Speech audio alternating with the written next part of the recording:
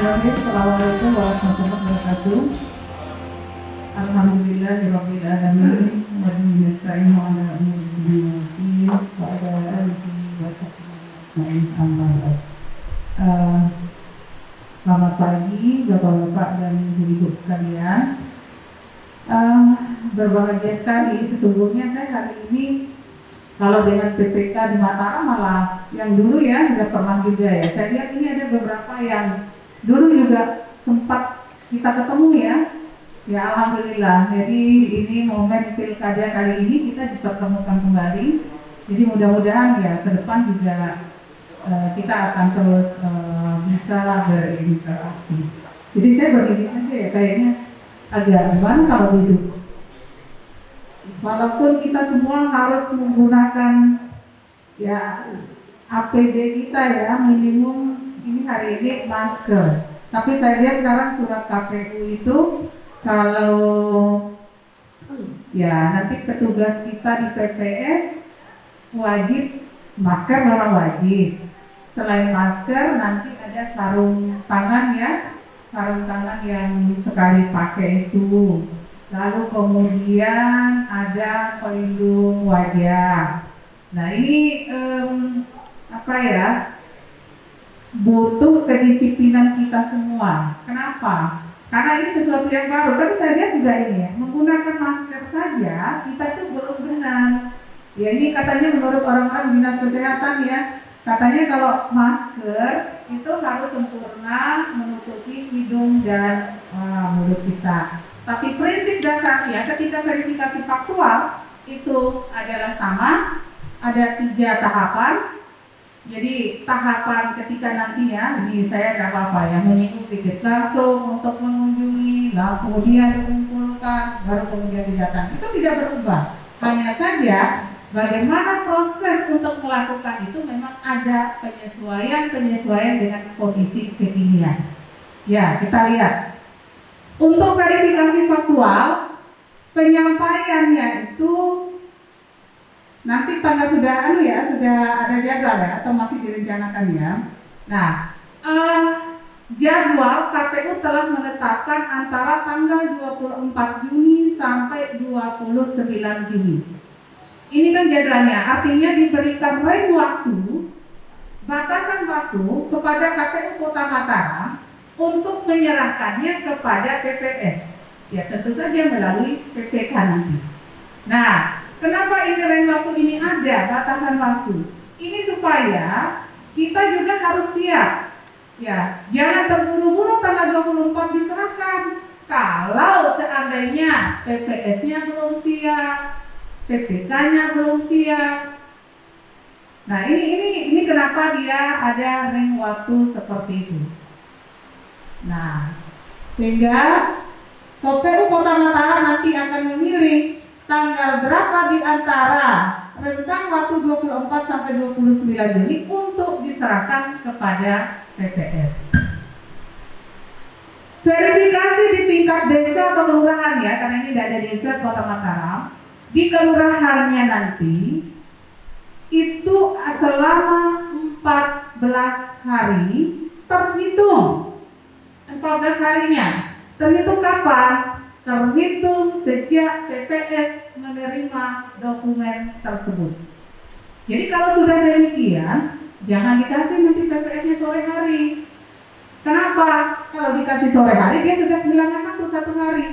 Sementara kita akan melakukan verifikasi itu selama 14 hari dengan tahapan yang tadi ya, yang saya sebutkan ada 3. Dikunjungi dulu, kalau tidak ketemu dikunjungi, kemudian dikumpulkan. Ketika dikumpulkan juga tidak hadir, dia akan mendatangi PPS di kantor PPS. Nah, oleh karena itu perlu nanti teman-teman nanti ya bersama dengan PPS lihat di kelurahan ini berapa total dukungan. Itu harus direncanakan secara baik. Personel kita berapa? Jumlah dukungan kita berapa? Sementara kita akan melakukan kegiatan ini dengan 3 kali kegiatan itu tadi ya, 3 jenis kegiatan, 3 metode. Dikunjungi, dikumpulkan, mendatangi. Ketika nanti misalnya Kalau sudah dikunjungi tidak ada, kan ada syaratnya, ada batasan waktu. Dikumpulkan paling lambat 3 hari sejak tidak ditemukan. Kan itu bunyi aturannya. Hati-hati di situ.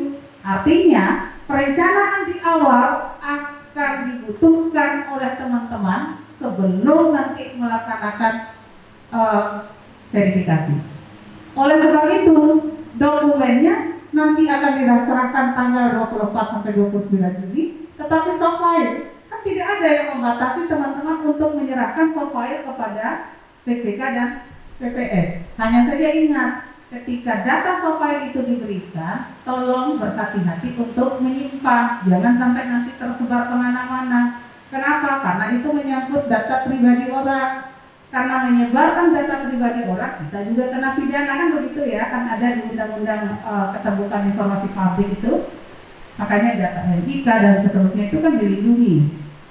Nah, tapi teman-teman nanti di PPK dan PPS nanti bisa pernah merencanakan, ya ternyata saya punya dukungan 1000 ini. Katakanlah di kelurahan misalnya, di sana ya, misalnya di Mojok, ini ada 1000 ini. Kita punya personil berapa orang? Dengan kegiatan yang tahapannya seperti ini, karena ada waktu 3 hari sejak tidak ditemukan untuk dikumpulkan, ini 14 hari. Coba, berarti sebisa mungkin paling lambat 10 harinya itu kita sudah harus ketemu orang, supaya 3 hari kemudian bisa dikumpulkan.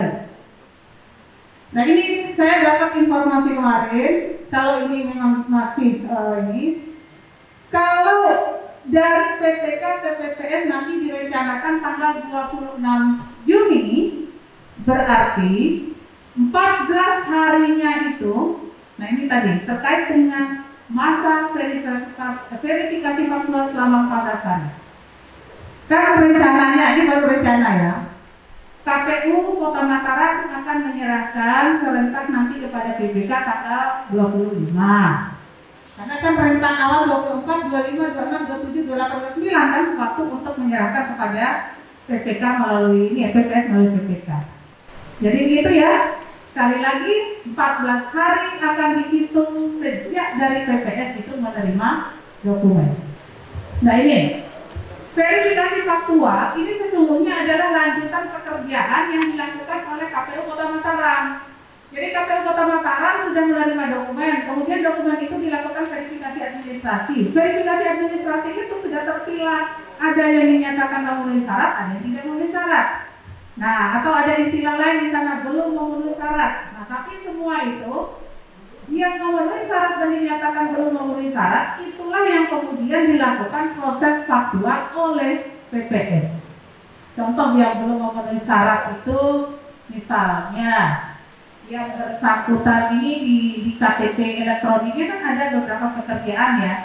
Apakah pekerjaan dia tertulis TNI, tertulis Polri, itu ada beberapa pihak yang tidak boleh memberikan dukungan. Nah ini langkah-langkahnya.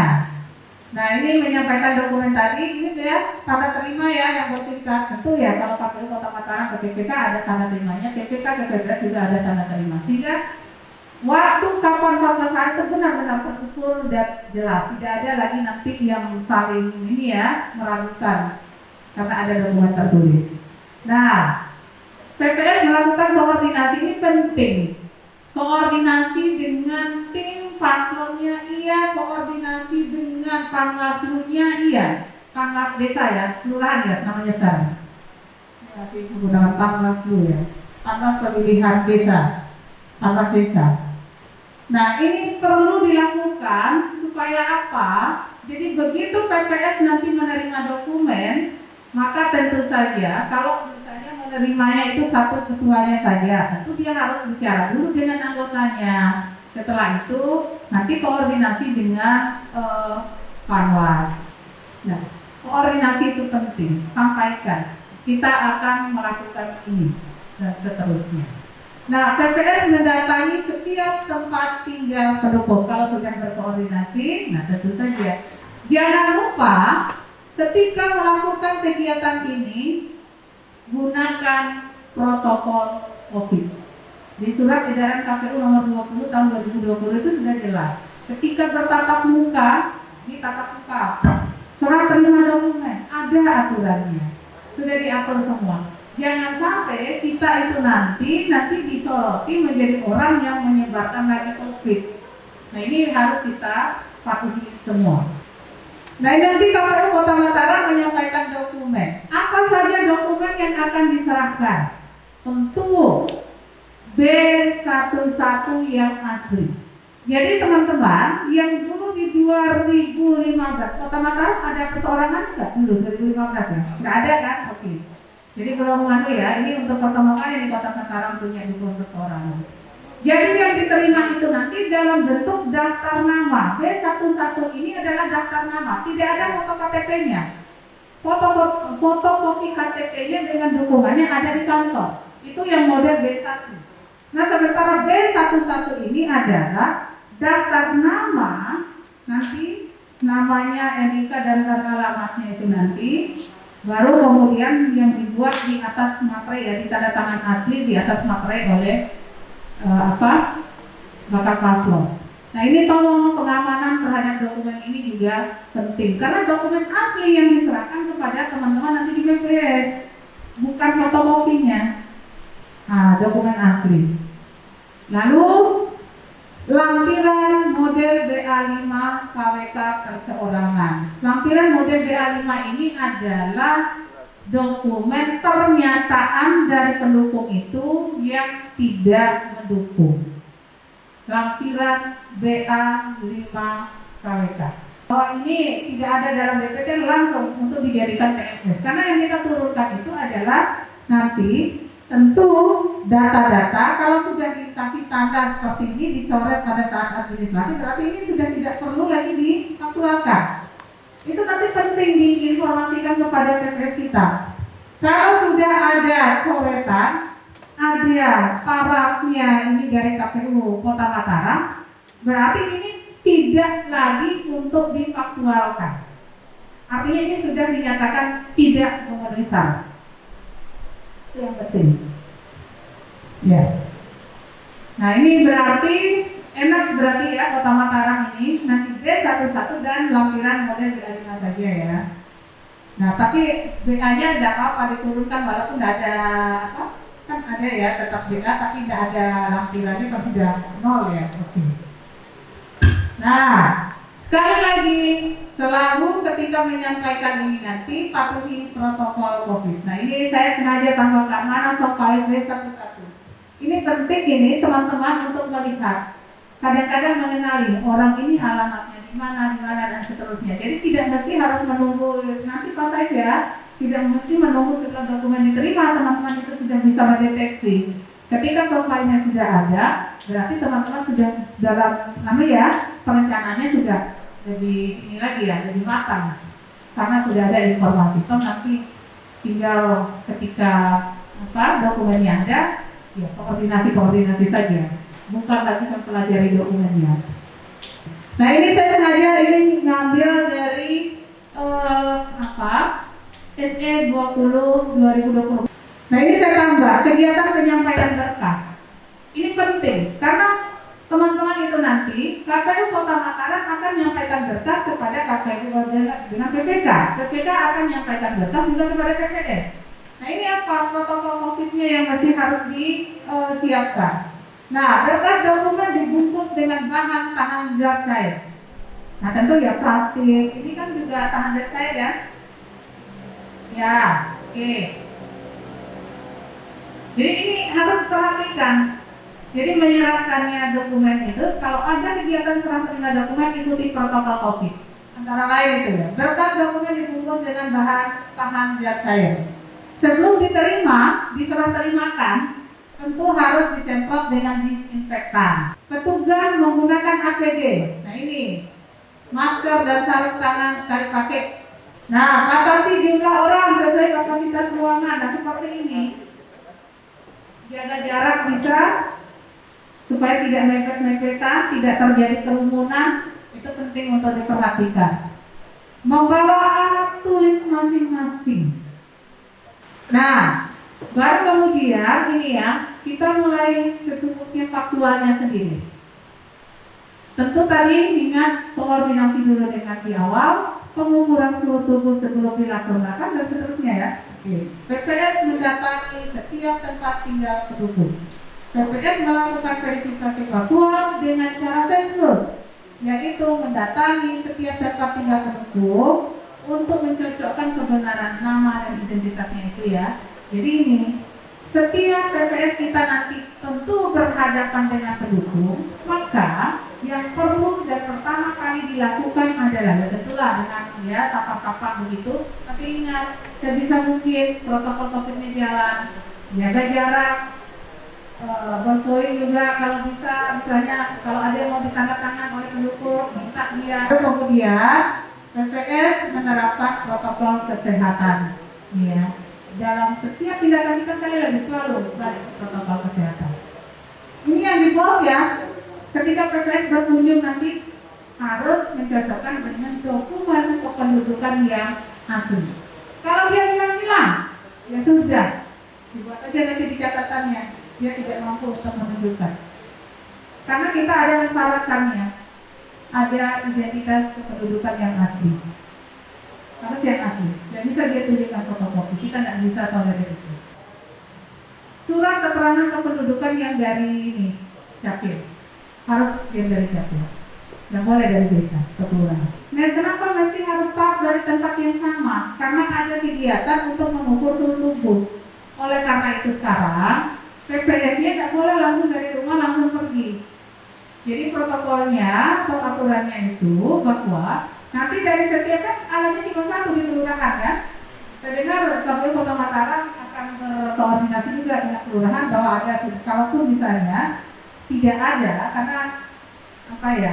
Memang sih KPU sudah menyatakan bahwa sudah dihitung kebutuhannya setiap PPS itu ada satu unit memang ini untuk termometer gunnya, termometernya ada. Nah, tapi kan pengadaan ini juga ini semua serba mana ya cepat, sementara kadang tidak sejalan dengan aturan pengadaan. Nah, ini yang lagi dicari terobosannya. Nah, kalaupun misalnya tidak ada punya kita, nanti berkoordinasi dengan lurah, ya supaya bisa dipakai oleh personel kita nanti di lapangan PPS kita. Ya. Jadi di awal harus mengukur suhu tubuh. Makanya ini yang saya bilang tadi, ada buku kontrolnya yang harus dibuat. Nama, tanggal, nama siapa saja di situ, tertanggal itu. Berapa suhunya, APD apa yang dia pakai, nanti dicentak APD ditulis saja. Pelindung wajah, masker, sarung tangan, pelindung wajah.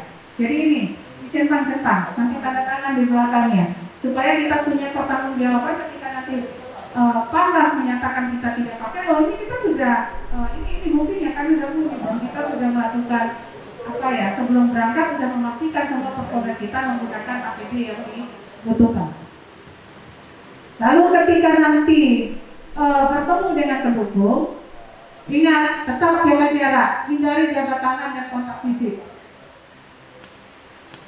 Nah ini nanti, inilah pentingnya teman-teman koordinasi dengan tim LO itu, tim pendukung, untuk menginformasikan ini bahwa pendukung itu akan dikunjungi oleh PPS. Setiap pendukung itu tolong juga menggunakan masker, terus juga punya berpoin sendiri. Jadi tidak hanya kita. Jadi ini nanti kita himbau, namanya dia ini ya, gimana? Kita hanya mengikat personil kita saja sih. Tapi kalau pihak lain kita hanya bisa menghimbau.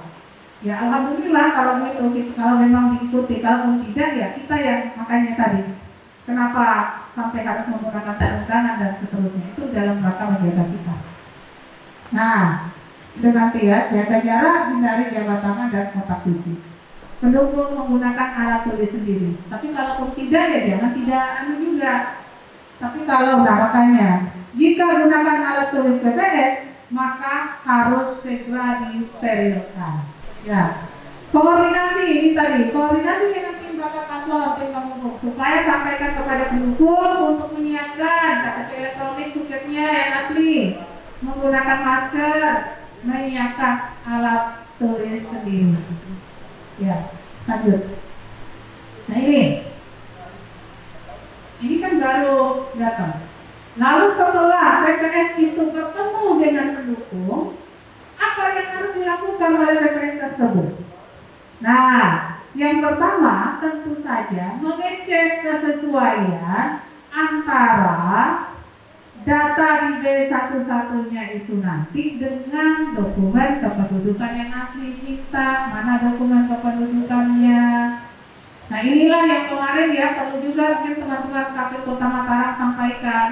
Kemarin itu ketika ada keliru saja, misalnya kurang satu angka ya, misalnya NIK-nya, nanti ya mudah-mudahan kalau sudah ada catatannya, kalau tidak nanti tetap berkoordinasi saja, karena kita juga kemarin itu pada saat administrasi ya Kota Mataram ya kan tolerir sedikit ya, kan kita lihat karena ketika verifikasi administrasi ada B1-nya, ada di sana juga ada beberapa identitas ditulis, ada fotokopi KTP-nya, ada juga B11-nya. Nah ini disandingkan semua 3 dokumen. Nah kadang-kadang itu ada yang kelebihan nih, misalnya kelebihan angka di nih, biasanya sih angka-angka yang sama ya. Kadang-kadang biasanya 0001, mestinya 0-nya 3, ditulis misalnya jadi 4. Nah ada beberapa yang ditolerir pada saat verifikasi administrasi. Artinya ini kan ada yang tidak benar-benar sama persis. Karena memang di PKPU kita itu kan juga menyatakan itu secara nyata ya. Ada yang menggunakan kata tidak secara nyata gitu loh. Jadi yang namanya tidak secara nyata berbeda atau itu kan berarti kan masih memberi ruang. Mungkin kalau namanya misalnya Pak Saifuddin, misalnya double D di situ, ternyata ditulis Saifuddin dengan D-nya, itu masih bisa ditolerir. Tapi lihat kan ini ya dokumen yang lainnya. Nah itu maksudnya. Jadi jangan sampai nanti teman-teman begitu menemukan persis tidak sama ini, wah ini bukan orang ini dan seterusnya. Nah ini maksudnya. Nah kalau ada yang menemui hal-hal seperti itu, nanti itu kuncinya adalah di komunikasi saja supaya tidak salah juga mengambil keputusan. Oke. Jika tidak sesuai, nah itulah yang tidak memenuhi syarat itu nanti ya udah kalau memang orangnya beda. Tapi ingat, ini juga harus memberi ruang teman-teman PPS kalau alamatnya itu tidak jelas loh. Kadang-kadang mungkin ya hanya ada RT RW ya, tidak ada nomor rumah ya. Di Kota Mataram saya nggak tahu alamatnya ini di mana. Detail nggak dia? Nah itu dia. Maksudnya kalau yang detail nomor rumah sih masih ini ya, kita bisa menyatakan dia pas dan tidak. Tetapi kalau dia bilang RT RW saja, wah ini repot buat kita ini. Ya, bisa saja orang yang kita datangi, biasanya nama-nama yang umum itu, kalau yang Muslim misalnya ya, nama siapa ya? Ya, Saifuddin juga boleh katanya, Husni juga umum juga banyak. Nah ini di RT 5 misalnya, ini RW 2 ini kok nama Husni ya? Jangan-jangan bukan Husni. Jadi masih ada kemungkinan bisa saja ini bukan Husni yang kita tanya, ini kan tidak jelas. Yang namanya Pak Husni itu di mana ya? Oh iya di rumahnya itu. Nah ini ternyata makanya itu cek dengan dokumen asli. Oh ternyata bukan ini Husni ini. Pertanyaan paling tidak, ada lagi nggak nama Husni? Kalau bilang, waduh tidak tahu atau apa ya? Oke, buat aja catatan. Kita juga tidak kehabisan waktu hanya untuk mengejar satu orang nama. Karena itulah yang nanti kita akan koordinasikan itu. Ya. Kan ketika tidak ketemu, maka kita akan berkoordinasi dengan tim Elko. Ya ini catatan harian kita kan ada ya. Oh iya ini tidak ketemu ini sama orang ini. Nah siapa tahu kan begini. Ini kan masih proses di hari itu. Tiba-tiba berikutnya supaya juga tidak catatan nanti di B1 kita itu langsung semua misalnya atau nanti dikorek-korek lagi kan. Nah ini sebaiknya dipakai aja dulu di catatan harian karena catatan harian kita itu akan menunjukkan kita sudah melakukan apa dan apa yang kita temui. Kan itu yang penting.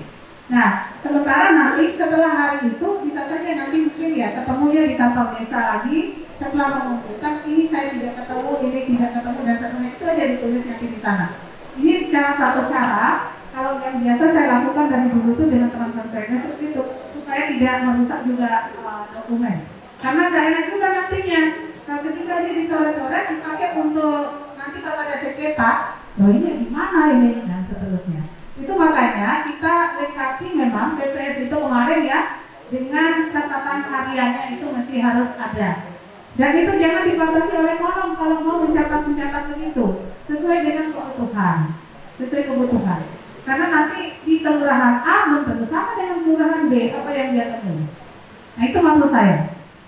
Jadi teman-teman, kalau sudah misalnya nanti menemui, yang betul-betul spesifik orangnya memang tidak pas begitu ya kita tidak masalah menyatakan itu langsung tidak memenuhi syarat. Tetapi ingat, ketika tidak secara spesifik, nah ini yang hati-hati. Siapa tahu kita tadi itu mengunjungi orang yang keliru.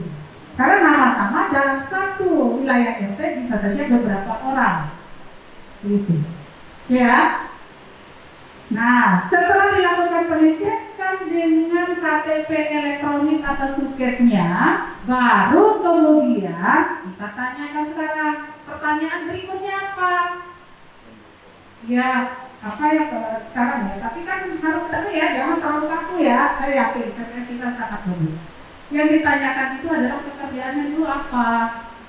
Jadi jangan hanya terpaku pada yang ditanyakan pekerjaan adalah orang-orang yang sudah ditulis di sini. Kebetulan tidak ada ya. Biasanya teman-teman akan tulis ke MS atau apalah di sini yang untuk dikonfirmasi ya. Bisa jadi yang tidak dicatat dalam KTP itu juga orang yang punya pekerjaan yang tidak boleh juga mendukung. Bisa PNS, penyelenggara, TNI Polri itu kan nggak boleh memberikan dukungan. Nah, undang-undang kita menyatakan itu PNS ya, bukan ASN. Sehingga itu kemarin ketika ada RT-RW gimana? Oh mereka kan bukan ASN kalau RT-RW ya, bukan PNS ya. Kalau dulu ASN honorer aja ASN ya. Nah sekarang memang di undang-undang kita itu tidak menggunakan kata ASN tapi PNS yang dilarang untuk memberikan dukungan. Penyelenggara, TNI Polri itu pasti ya. Penyelenggara pemilu artinya tidak hanya kita saja dengan BPS kita, tapi termasuk juga jajaran di pengawas pemilu. Nah, setelah clear pekerjaannya, baru kemudian ditanyakan, misalnya ini mendukung atau tidaknya tadi. Apakah benar ini mendukung? Jangan ditanyakan nanti ya mengapa mendukung ya, mengapanya jangan. Nah ini nanti kalau bilang kita ada netral lagi. Dia normatif saja. Ini apakah bapak atau ibu ini mendukung ini bakal pasangan calon atas nama ini. Kalau dia menyatakan mendukung, ya sudah. Tulis nanti itu ditulis satu-satunya kan dia tidak ditulis ya kalau dilihat ini ya. Berarti tidak ditulis. Tapi kalau dia menyatakan oh tidak mendukung, saya tidak mendukung. Silakan ini sebagai bukti bapak tidak mendukung, kalau ditandatangan. Ini lampiran dengan ini. Diisi. Oh, kalau dia bilang oh saya tidak mau mengisi, ya sudah, jangan dipaksa. Nanti kita buat catatannya bahwa yang bersangkutan tulis itu dia, tapi tidak bersedia untuk mengisi BA5. Nah karena itu dampaknya akibatnya itu beda. Kalau dia menyatakan tidak mendukung, tidak mengisi lampiran BA5, itu nanti PPS-nya menyimpulkannya itu akan menjadi memenuhi syarat sama dengan mendukung. Kecuali, nah nanti kita akan lihat, kecuali nanti ada yang tertulis, kesaksian tertulis sama. Lanjut. Nah ini tadi yang saya jelaskan. Pendukung menyatakan kebenaran dukungannya, maka itu dia mendukung. Tulis di keterangan model B11 KPK dengan kata mendukung. Mendukung. Ketika pendukung menyatakan tidak memberikan dukungan dan tidak bersedia mengisi lampiran B5 KPK perseorangan, maka itu sama dengan sah dan memenuhi syarat. Kecuali, nah ada pengecualiannya. Kecuali nanti berdasarkan kesaksian tertulis dari pengawas kecamatan atau PPL-nya yang menyatakan bahwa yang bersangkutan atau pendukung tadi itu tidak mendukung. Kalau ada itu berarti yang tidak mau tanda tangan lampiran D5 yang menyatakan tidak mendukung tadi menjadi PPL. Ini harus dibedakan ya, harus benar-benar dipahami supaya PPL-nya ini tidak salah soal yang ini. Jadi begini, ketika ditanyakan kepada Bapak atau Ibu, apakah mendukung bakal pasangan calon atas nama ini, dia katakan, oh kan tidak mendukung. Oke, tidak mendukung kan? Ya kalau begitu silakan, ini ada lampiran, ini form ini yang Bapak atau Ibu bisa isi yang untuk menyatakan bahwa Bapak tadi menyatakan tidak mendukung. Oke, oh saya tidak mau mengisi ini. Itu ya. Nah, kan dia makanya dia tidak ini mendukung atau tidak, makanya kita cobalah ya kalau tidak tahu, nah ini karena ini tidak ada dukungan dan Bapak Ibu mendukung atau tidak, gitu. Jadi coba jadi explore lagi. Jadi jangan langsung menyerah, karena tidak tahu itu kan seperti dia tidak berpendapat ya. Sementara di aturan kita itu memang hanya ada dua sebenarnya, ya mendukung atau ya tidak mendukung, ya dan tidak mendukung, tidak mendukung. Kalau memang dia tidak mendukung, berarti itu yang ditanyakan lebih lanjut lagi, ini lampiran D5-nya tolong untuk diisi. Nah kalau yang bersangkutan bilang saya tidak mau itu tanda tangan ini dan misalnya, ya sudah. Artinya kita yang akan menyimpulkan, jadi PPS-nya nanti akan menyimpulkan, oke, karena dia menyatakan tidak mendukung, tapi tidak mau tanda tangan lampiran D5, berarti nanti masuk kategori sah dan memenuhi syarat dukungan tersebut. Untuk kasus yang seperti itu ada penyesuaian, kan tadi itu kan sah dan memenuhi syarat, tapi ini ada panwasnya ini, dia berikan kesaksian yang tertulis, ya bisa PPL atau panwasnya ya, yang menyatakan bahwa pendukung atas nama ini tidak mendukung bakal pasangan calon tersebut. Kalau dokumennya ada, kan yang tertulis ya. Kalau ada keterangan tertulis seperti itu, maka yang tadi itu menjadi tidak memenuhi syarat. Oke, sekali lagi ya, saya ulangi. PPS mendatangi pendukung tadi, kan yang pertama dilakukan dicocokkan dengan KTP elektronik atau suket.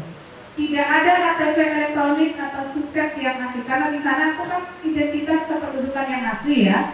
Identitas kependudukan yang asli itu kan batasannya adalah KTP, suket dan KK ya. KK ya. Oke, berarti yang asli loh ini. Oke, nggak ada. Berarti kita nggak bisa verifikasi. Jangan dulu menyatakan TNS kalau gitu. Tidak ada ini, kita nanti kan bisa dikatakan, kan kita belum tahu orangnya.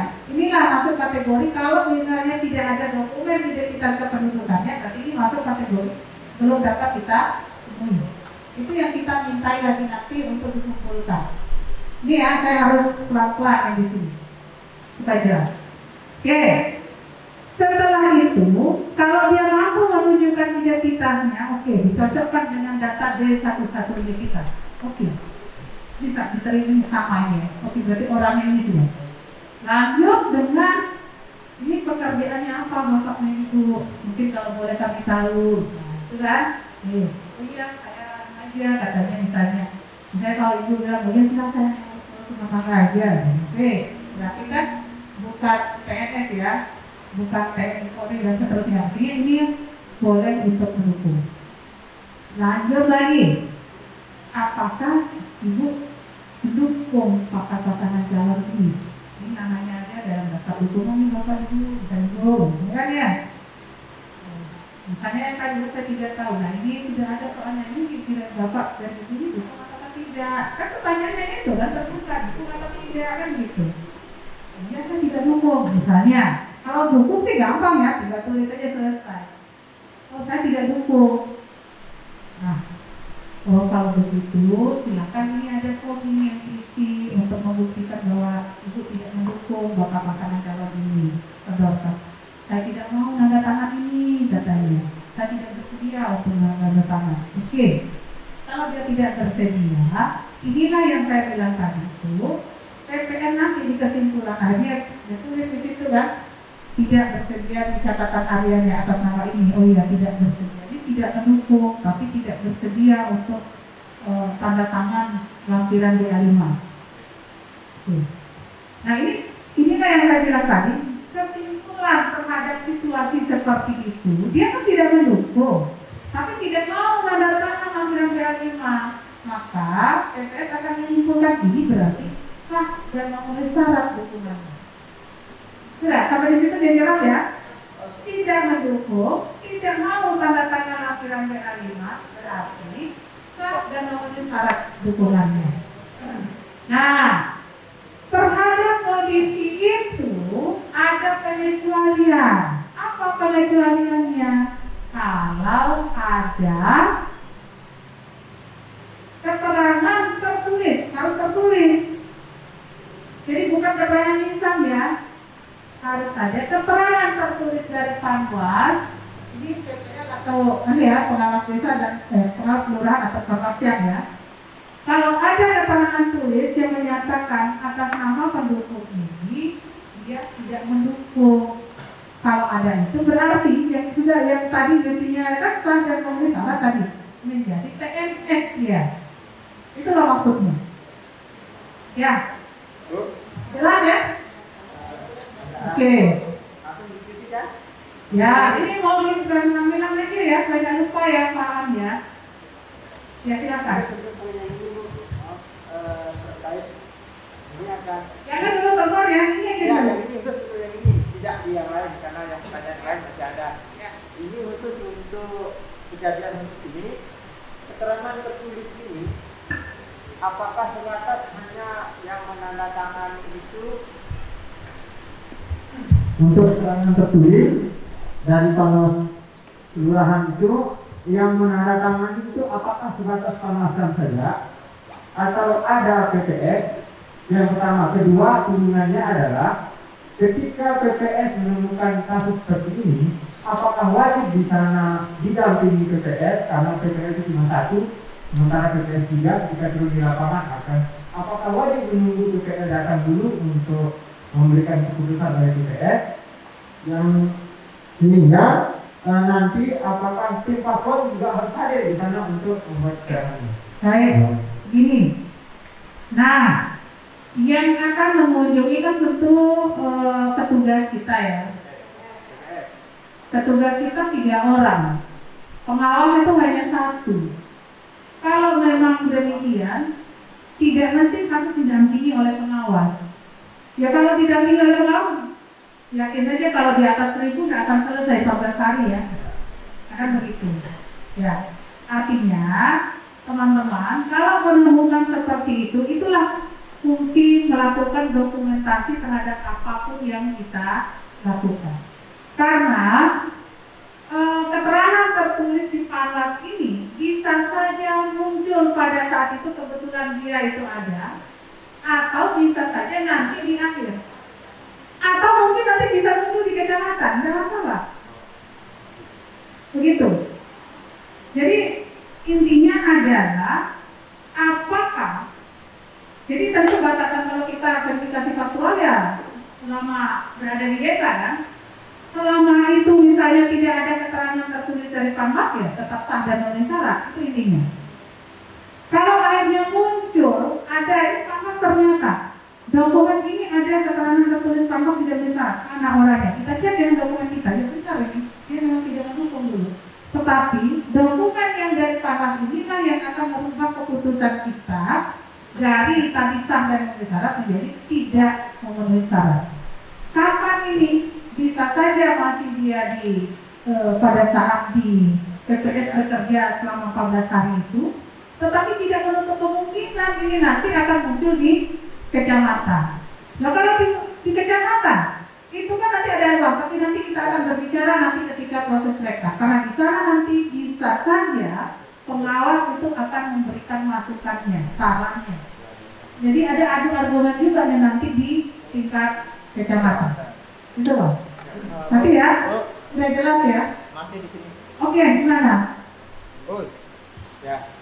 Ini harus hand sanitizer kalau sudah gerak mic-nya. Tadi thermal tadi. Wah, ini enggak Saya bawa sarung tangan sendiri. protokol Begini Bu, tadi pemahaman awal saya terkait dengan kesaksian terkait dengan pernyataan tertulis itu adalah bahwa itu dari cabang pendukung ketika kondisi COVID misalnya dia tidak mau memegang peralatan misalnya dari teman-teman TPS sehingga dia membuat pernyataan tertulis sendiri. Tapi tadi kalau menangkap berarti kesaksian tertulis dari Panwas. Nah ini kan artinya subjektivitasnya akan sangat tinggi dari teman-teman Panwas. Kita sudah mengikuti aturan ketika dia menyatakan tidak mendukung tapi tidak mau menandatangani itu kan dianggap sah dan MS. Tetapi kemudian muncul lagi kesaksian tertulis dari Panwas itu kemudian nanti dasarnya apa? Itu kan akan sangat subjektif. Jadi mungkin begini ya, saya sudah paham maksudnya. Jadi begini, memang aturannya begitu. Kalau sudah tertulis dalam peraturan KPU ya sudah itu kan. Memang mensyaratkan adalah yang tadi tidak mendukung, tidak mau tanda tangan ketika ada keterangan tertulis dari Panwas memang sudah diatur dalam PKPU. Jadi kita sudah tidak usah lagi ya, nanti subjektivitas dia dan seterusnya. Kalau dia memang ada bukti bahwa memang itu atas subjektivitasnya dia, nanti biar paslon nanti yang akan melaporkan dia ke DKPP. Karena kita semua ini, semua penyelenggara itu diikat dengan kode etik perilaku ya kita. Ada kode etik yang memayungi kita. Ketika dia punya tendensi tertentu, ya sudah, nanti dia sendiri yang akan tanggung jawab. Makanya ini bukan keterangan lisan. Keterangan lisan tidak bisa kita pegang, bisa kita yang kena. Wajib adanya keterangan tertulis dari Panwas. Ya. Berarti seketika itu masukannya diterima Bu ya. Kenapa? Kalau dia tertulis Ya, nanti kita bicara ke ini ya, nanti di rekap ya. ya, maksudnya kan tadi kejadian bisa di lapangan atau di Iya. seketika itu PPK menerima atau PPS menerima kan? Ya, ketika ada ini keterangan tertulis berarti itu bisa langsung merubah status. Satu. Baik. Ya, silakan. Nah ini memang harus benar-benar ini kan ini pemahaman dasar. Ya, ini pertanyaan PPS Ibu. Ya, silakan. Terkait dengan pendukung yang menyatakan tidak memberikan dukungan dan tidak bersedia mengisi. Ini terkait dengan ini Bu, apa boleh kita mempengaruhi pendukung misalnya seperti ini? Kalau Bapak tidak bersedia mengisi form, berarti itu tandanya Bapak mendukung. Boleh tidak kita seperti itu? Bisa jadi nanti dia akan berubah pikiran. Ini, ya memang ini pemahaman ini ya sah-sah saja, tetapi cara menyampaikannya mungkin ya. Jadi begini, ini ada form WA dalam 5 untuk membuktikan Bapak atau Ibu nanti tidak mendukung. Kalau tidak mengisi berarti ini nanti sama dengan nanti kami akan nyatakan itu misalnya. Ya terserah dia mau apa gitu. Jangan kita mengarahkan gitu. Menjelaskan boleh, kan beda ya. Mengarahkan dan menjelaskan itu beda. Hati-hati kita. Karena itu tipis sekali nanti ya. Nanti ketika menjelaskan memang ini ada lampiran BA5, kami ya memang terserah Bapak atau Ibu mau mengisi atau tidak. Ini kembali kepada Bapak atau Ibu. Nah, kalau Bapak misalnya tadi yang mendukung mengisi, ini nanti artinya itu menjadi tidak memenuhi syarat. Tapi kalau tidak diisi, ini sama dengan sudah daftar aja. Boleh aja. Kan kita menjelaskan aturan, bukan mengarahkan. Kalau bilang kalau Bapak tidak mau ini nanti tuh artinya sama dengan kata-kata. Nah, ini kan udah beda ya.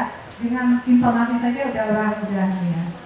Iya, benar. Jadi ini ya cara menyampaikan, pilih kalimat juga yang tidak mengarahkan itu juga perlu dimiliki oleh kita semua. Silakan. Bisa dibantu oleh kita. Tapi tulis nanti di catatannya minta pendukung ini dia meminta kita untuk mengisikan. Bukan tanda tangan jadi asal jangan kita tanda tangan jangan mau. Nggak boleh. Ya makanya ya kita tidak boleh juga berhenti untuk verifikasi hanya karena PPL-nya hanya satu. Nanti nggak selesai nanti. Kalau tidak selesai dalam waktu, nah itu tadi ya 10 hari ya, karena kita 14 hari faktual, tapi mengunjungi itu maksimal sekali itu 10 hari supaya ada waktu untuk meminta untuk dikumpulkan. Kalau itu saja itu sudah pasti kita digugat. Ya, oke lanjut.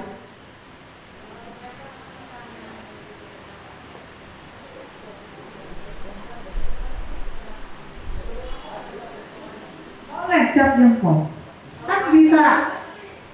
Nah, ini yang jadi persoalan baru ya.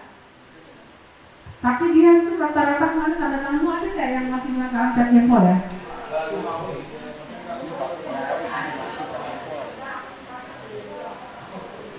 Ya, ini sebenarnya bisa tanda tangan atau cap jempol ya. Silakan saja.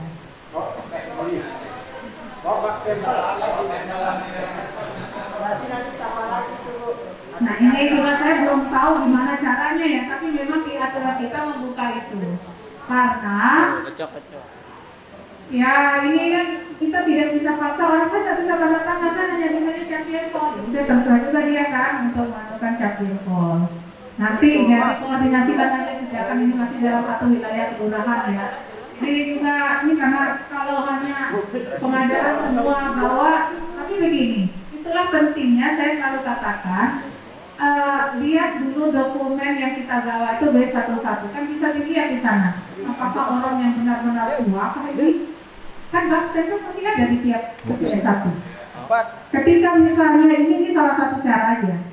Ketika ini nanti, oh ya ini fakut ini nggak bisa nih. Oke, berarti saya membawa box center ya. Itu aja teman-teman, itu gampang itu. Bisa tadi ada solusinya. Dan biasanya kita bisa deteksi kok ini kira-kira orang yang akan kita nulis dari kadang-kadang dari usia ya. Tapi ingat, yang usia tua juga ada yang lebih pintar dari yang lebih muda juga. Tapi paling tidak ada upaya kita untuk itu. Ada satu lagi Bu. Ya. Oke, kita lanjut ya. Terkait tanda tangan itu kan kita tidak pegang form B1. Kita kan nggak pegang form B1, artinya hanya daftar nama. Ya. Nah, ada tidak kemungkinan misalnya ketika dia menyatakan saya tidak mendukung, kemudian dia tanda tangan.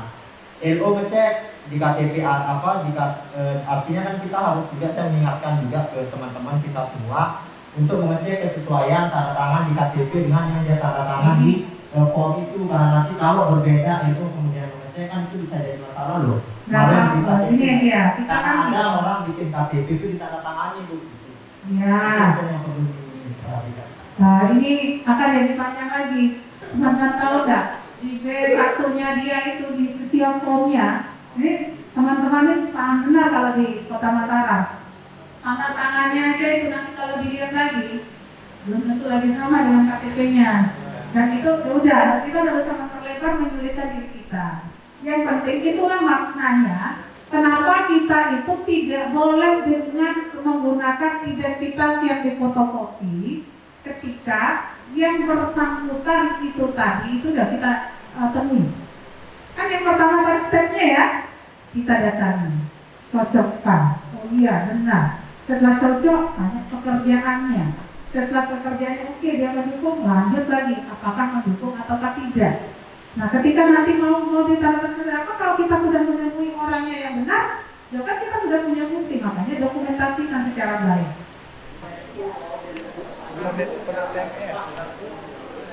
Ya. Nah, tapi nanti ada lagi ya sedikit nanti terkait COVID itu dia. Nah, orang tidak mau tanda tangan karena saya takut sama dokumen yang kalian bawa. Saya takut tertular. Bisa saja yang seperti itu kan? Nah, itulah yang dijawab di NE20 itu. Oke, kalau memang tidak mau tanda tangan karena takut dengan dokumen, silakan nanti diunduh. Ini biasanya yang begini ini yang orang-orang yang paham juga teknologi yang seperti itu. Udah kalau begitu, ini di website kami ada form lampiran BA5, silakan diunduh. Nanti kirim lagi ke saya. Boleh seperti itu dimungkinkan di SE kita. Jadi kalau ada yang tidak bersedia misalnya tanda tangan, tapi karena takut tadi dia katakan oke, saya tidak mau untuk tanda tangan dokumen yang kalian bawa, takut nanti saya pegang-pegang dokumennya. Oke, apa? Silakan diunduh, nanti dikirim. Tapi memang mesti harus ada batasan. Kapan dia kirim itu harus benar-benar kita lihat, jangan sampai melewati waktu. Kalau melewati waktu ya kita nggak bisa. Ya, itu ya. Nah, ini yang tidak boleh mendukung ya, pekerjaannya yang tidak boleh mendukung ini penting. Diberikan pemahaman kepada PPS kita. TNI, Polri, PNS, penyelenggara pemilihan. Nah ini kalau kepala desa, perangkat desa untuk wilayah kabupaten ya. Kalau di sini kan kelurahan kan berarti kali ya. RT ya, perangkat kelurahan itu sampai kali ya. Nah itu aja. Karena kalau di desa, perangkat desa ini juga dibatasi sampai wilayah dusun, KUR dan wilayah dusun. Jadi tidak termasuk dia RT RW, BPD itu nggak masuk. Ini yang kemarin ini ya. Nah, tapi kalau di kelurahan sih sudah pasti orang PNS kok lurahnya ya. Ya, tidak boleh. Nah ini yang dinyatakan tidak memenuhi syarat ya. Jadi tulis kolom keterangan formulir B11 nanti. Nah ini karena kecil, ya, mesti makanya di catatan-catatannya. Kenapa dia menjadi tidak memenuhi syarat? Dia karena penyelenggara pemilu atau PPS ya ternyata ini. Siapa tahu PPS-nya kaget besok itu lihat nama. Kok bisa ada nama saya ya, gitu kan. Jadi bisa langsung nanti PNS ya karena penyelenggara. Siapa tahu ada pangkatnya juga. Nah, kita kan nggak tahu. Nah itu tadi. Nah makanya muncul pertanyaan tadi tanda tangan. Makanya belum tentu. Makanya kita faktualkan karena belum tentu dia yang ini ya yang diajukan itu orang tahu malah dokumennya bahwa dia pernah mengajukan surat dukungan. Lanjut. Nah ini dalam hal pendukung tidak dapat ditemui. Nah berkoordinasi dengan bakal pasangan calon atau tim penghubung bakal pasangan calon. Nah ini nanti pas saya kalau bisa itu langsung dengan ya nomor WA-nya mereka ya kalau ada, sehingga dokumen itu bisa langsung terkirim. Batasi dengan mengumpulkan pendukung di satu tempat paling lama 3 hari sejak kita tidak dapat menemui pendukung tersebut. Inilah teman-teman harus bisa nanti dengan PPS yang kenapa kalau saya bilang tadi memulai dari tempat yang sama dan mengakhirinya pun pada setiap hari itu di tempat yang sama. Sehingga apa? Nanti misalnya PPS 1, PPS 2, PPS 3 datang. Oke, ini loh yang saya tidak bisa temui. Contohnya, hari ini sekian orang loh atas nama ini yang kita minta kumpulkan. Kan langsung bisa di suratnya sebagai nama terlampir ya. Nah, lampirannya itulah yang akan nanti menjelaskan siapa saja yang tidak kita temui hari itu. Dan langsung pada hari itu serahkan atau disampaikan kepada tim pasangan calon. Tempatnya di mana? Artinya sudah ada pembagian tugas nanti di PPS. Kalau sudah ada yang kami mau mengumpulkan ini, berarti ada salah satu nanti yang akan berada di tempat pengumpulan itu. Nah ini yang tidak dapat ditemui inilah yang nanti keluarkan dalam lampiran surat untuk ke tim pakar untuk meminta ditemui 3 hari sejak dari tanggal kita keluarkan. Kalau mulai tanggal 26 kita tulis di suratnya itu paling lambat kan tanggal 26 itu keluar 27, 28, 29. Itu surat kita yang pertama. Besoknya lagi berarti kan tanggal 27 lagi ada lagi yang tidak kita temui, keluarkan lagi. Karena undang-undang ini bukan hanya peraturan KPU yang menyatakan mengumpulkan pendukung di satu tempat paling lama 3 hari sejak tidak dapat ditemui. Ini maksud saya. Bu, mengumpulkan pendukung itu kan paling lama 3 hari sejak tidak dapat ditemui. Nah kalau kasus misalnya kemarin kita berkaca di Pilgub itu karena misalnya pada 1 kali tidak ditemui itu hanya 2 orang kan sedikit sekali gitu untuk kita dikumpulkan kemarin menjelang 4 hari atau 5 hari terakhir itu baru diminta LO-nya untuk mengumpulkan kalau seperti itu masih boleh. Makanya Kalau begini. 3 hari tidak dapat. Kita prinsipnya mau 1 orang, mau 2 orang, itu makanya kan ada waktu 3 hari ya. Bisa saja LO-nya bilang karena 1 orang dia akan gabung dengan kan ada ini ya. Misalnya hari ini ada 10 misal, besok misalnya 1, kan dia belum tentu pada langsung besoknya dia akan kumpulkan. Nah ini bisa saja digabung dari beberapa surat kita itu kan. Itu loh, tapi jangan kita yang menginisiasi atau tidak memberitahu dia bahwa yang tidak dikumpulkan ini, yang tidak ditemui ini tidak dikumpulkan, itu yang penting. Karena kita mendekat pada kewajiban penyelenggara. Itu ya dibedakan ya. Ketika misalnya LO-nya nanti mau mengumpulkan, misalnya hari pertama ada 10, hari kedua hanya 1 misalnya kita, hari ketiga lagi, mereka kumpulkan saja nanti di yang hari pertama dan hari kedua. Hari ketiga ini di satu tempat, silakan saja. Hanya kita harus menggunakan protokol mungkin 5 orang, nanti yang lain tunggu tidak buat kerumunan, 5 orang lagi. Ada tempat yang disepakati dengan mereka. Karena memang tidak ditentukan di sana bahwa kita menentukan tidak tempat yang ditentukan. Tidak juga menyatakan di kantor lurah atau di kantor PPS, tidak juga. Karena itu di tempat yang telah ditentukan. Karena artinya ada kesepakatan kita, hasil koordinasi kita dengan tim biro, kita mau diantar di mana? Bisa saja mungkin ya kelurahan lingkungan yang orang itu tidak ketemu, mungkin jauh dari kelurahan. Dia menyatakan saya akan kumpulkan di sini. Oke, ingatkan, gunakan protokol COVID saja ketika akan dikumpulkan. Kita ingatkan. Itu maksudnya. Ini kan tidak bisa ditemui kemudian dikumpulkan. Nah, kita verifikasi siapa, bagaimana kalau dia tidak hadir, tidak masalah. Kita akan memverifikasi siapapun yang hadir pada saat dikumpulkan. Inilah pentingnya juga, mungkin teman-teman, walaupun tidak ada di aturannya, siapa yang hadir, siapa yang tidak, dibuatkanlah absennya pada hari ini. Jadi ini sudah jelas secara administrasinya kita bekerja. Karena kita itu selalu berpikir, setiap tindakan kita penyelenggara itu pasti akan digugat gitu loh, berpikirnya ke sana. Kita harus waspada itu. Nah, baru kemudian pendukung yang tidak hadir itu tadi kasih tahu LO-nya, ini kan masih ada yang tidak hadir ini. Jadi kami masih beri kesempatan yang bersangkutan itu silakan datangi PPS. Tidak ada jam kerjanya kita. Bukan kita yang suruh datang ya, ini kita katakan ke LO-nya, tolong ini kami akan melayani untuk memverifikasi yang tidak hadir ini untuk mendatangi. Nah, kita koordinasi aja di kantor yang misalnya habis bisa, ini ada 3 orang ini yang habis bisa koordinasi dengan lapangannya. Ini ada kami mau verifikasi ini yang mau mendatangi. Oke, jalan itu. Ya, karena memang kita ini tidak pernah dibatasi bekerja dari jam berapa sampai jam berapa. Hati-hati gitu, karena ketika nanti ternyata kita bisa kalah. Sama dulu, kami juga menerima berkah dulu.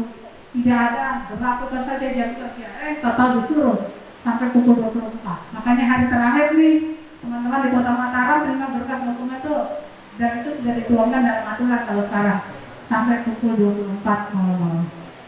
Nah, inilah kondisi-kondisi tertentunya. Jika pendukung sakit atau berada di luar wilayah pemilihan, nah ini luar wilayah pemilihan ini mencakup wilayah administrasi Kota Mataram. Kalau misalnya dia berada, ini orang bukan di Kecamatan Mampena, dia ada di Sekarberes, bisa, karena masih dalam satu wilayah Kota Mataram. Oh iya, dia ada di Gerung, di Jawa Barat. Boleh dilakukan dengan cara itu nanti ya, video call, panggilan video.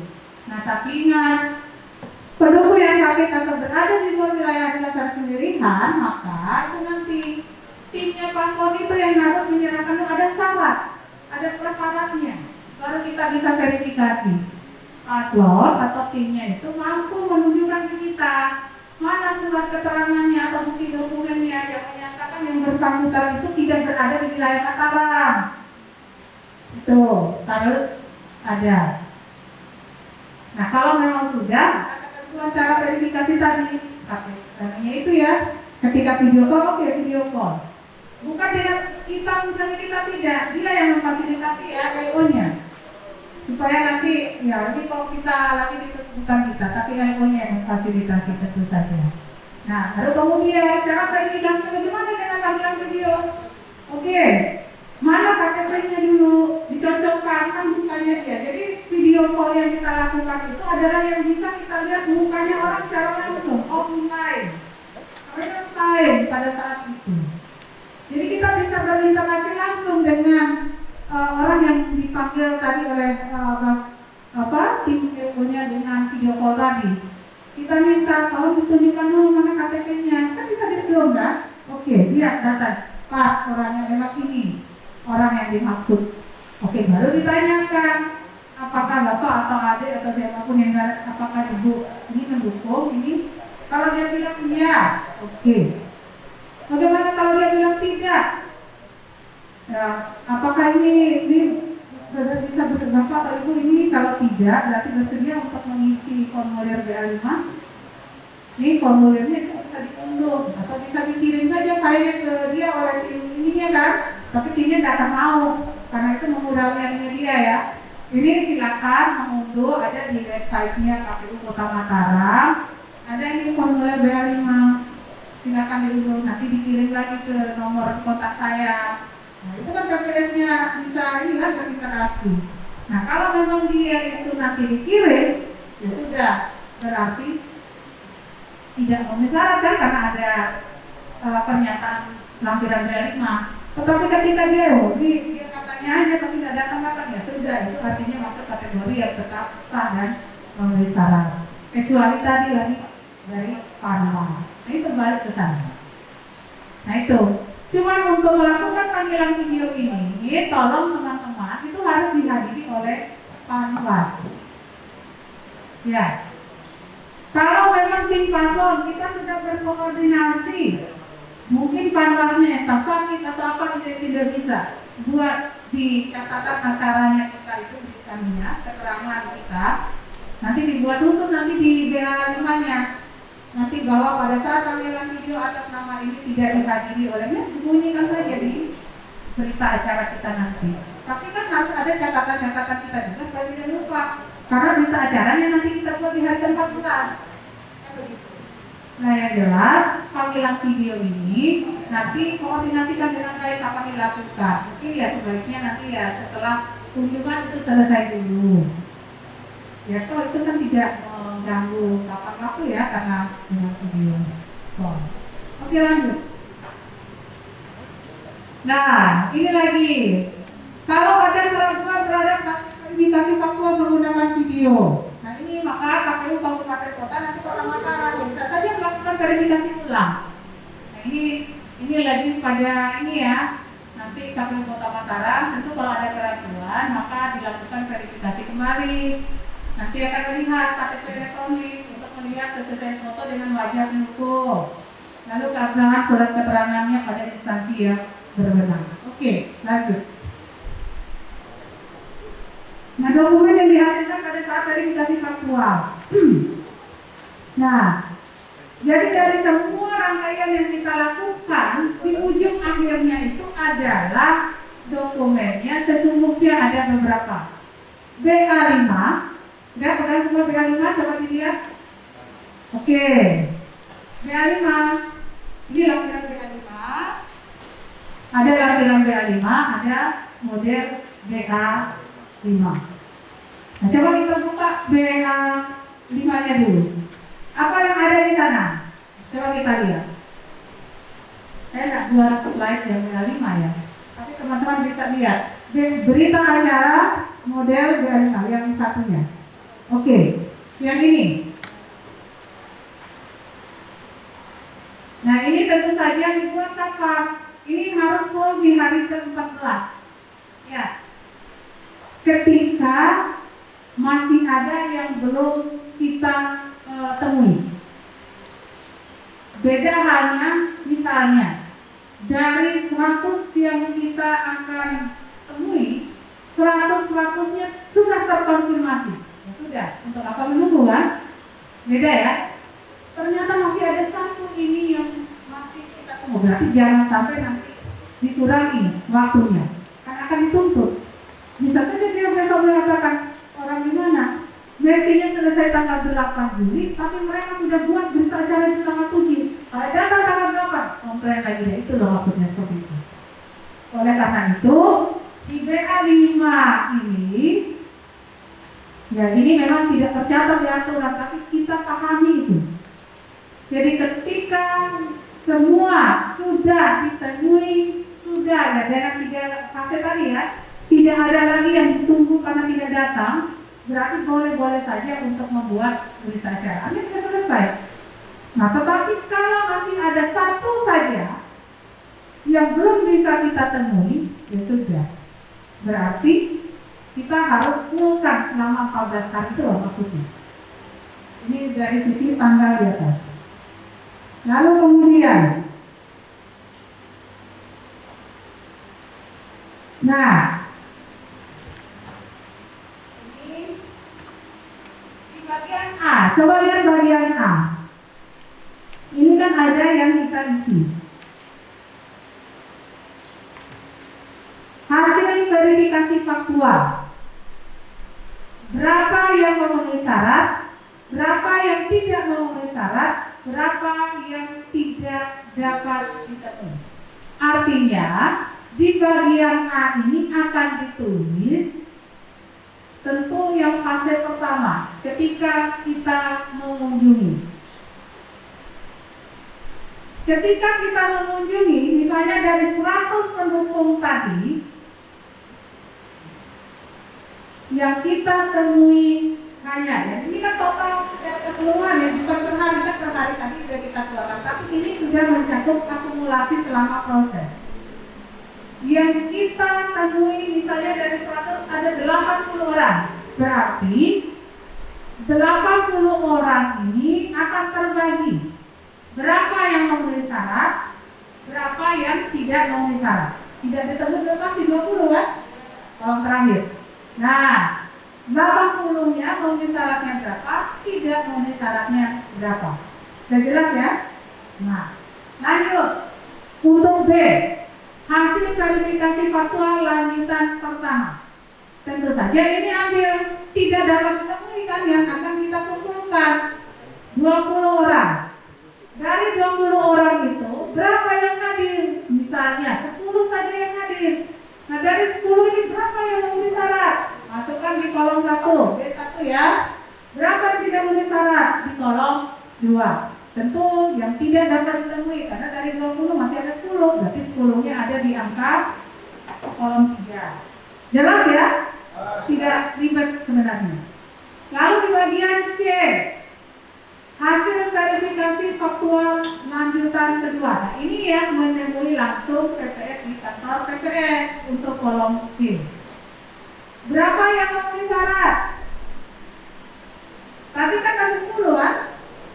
Misalnya 5 orang saja ini yang datang. Berarti 5 orang tadi itu ada yang menyatakan mendukung, ada yang tidak. Kan begitu dengan cara kita verifikasi tadi ya, yang kita bicarakan ya tadi. Misalnya dari 5 orang yang datang. Nah, 5 orang ini 2 orang memenuhi syarat, 3 orang nyatakan tidak mendukung misalnya. Berarti di kolom 1-nya 2, di kolom 2-nya 3. Nanti yang tidak dapat ditemui, berarti di kolom 3 masih ada 3 orang. Jelas ya? Baru kemudian di halaman terakhir ya, itu ada kesimpulannya. Nah ini kesimpulan hasil verifikasi. Nah, uraiannya nanti yang MS-nya berapa? Jadi kalau di kesimpulan itu MS dan TNS saja.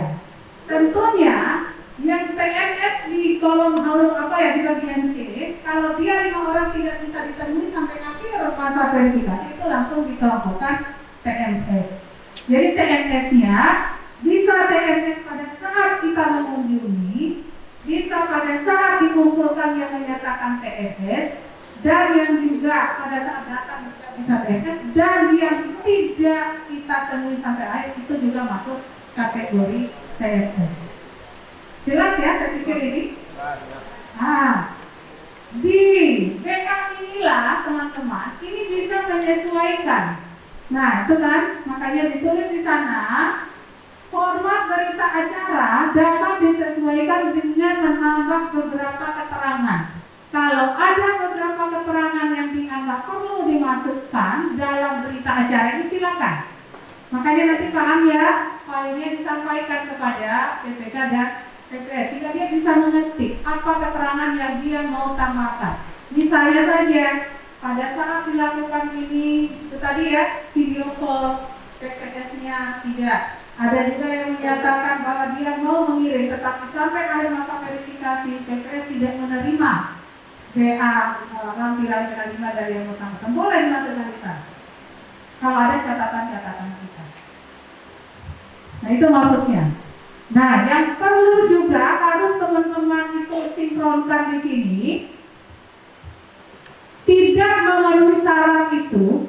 Coba lihat, yang tidak memenuhi syarat itu kan berarti harus ada, kecuali yang tidak dapat ditemui ya, kecuali yang tidak dapat ditemui. Yang tidak memenuhi syarat kan berarti harus didukung oleh BA lampiran BA5 kan, itu tidak memenuhi syaratnya. Misalnya tidak memenuhi syarat ini dari 100 itu tadi kan 5 yang tidak dapat ditemui ya. Misalnya ada 40 ini, 40 yang tidak memenuhi syarat karena tadi ya ada sebab itu 5 misalnya tidak dapat ditemui. Berarti totalnya kan 45. Nah, yang 40 ini harus ada buktinya. Kan 5 pasti ya tidak ditemui, gimana mau bukti ya? Ini kan dengan catatan kita 5 udah pasti. 40-nya ini harus ada bukti-buktinya apa? Mana lampiran BA5 atau ada tidak keterangan tertulis panwas terhadap ini. Jadi itu harus didukung itu nanti ketika membawa data ke PPK. Makanya teman-teman di PPK ketika nanti menerima data dari PPS selain dengan protokol tadi, coba dicek BA-nya. BA-nya ini ada 45 ini yang tidak memenuhi syarat. 5-nya oke tidak ditemui sampai akhir. Berarti harus ada 40 ini, 40 pendukung ini harus disertai dokumennya yang menunjukkan bahwa dia tidak memenuhi syarat. Apa saja dokumennya? Mana lampiran BA5-nya? Nah, lampiran BA5-nya ini dari 40 ini hanya 39. Satunya mana? Ditambahkan dia. Jangan sampai keliru. Oh, berarti satu ini kan ada surat keterangan tanggal atau bagaimana? Atau terpisah dokumennya? Nah, ini yang harus tekankan oleh teman-teman di PPK. Jadi sekali lagi, menerima dokumen tidak hanya sekedar menerima hasil dari mereka, lakukan pengecekan sebelum dimulai proses pleno. Itu penting supaya nanti tidak menimbulkan masalah berlarut-larut pada saat pleno di PPK. Saya pikir itu ya terkait dengan ini. Kapan ini dibuat? Tentulah itu tadi yang saya bilang. Kalau semua memang sudah terkonfirmasi sebelum waktunya batas maksimal 14 hari, ya sudah tidak masalah. Tetapi kalau masih ada kayak kasus tadi, masih 5 orang ini yang masih harus ditunggu di akhir, berarti berita acaranya harus dibuat maksimal selama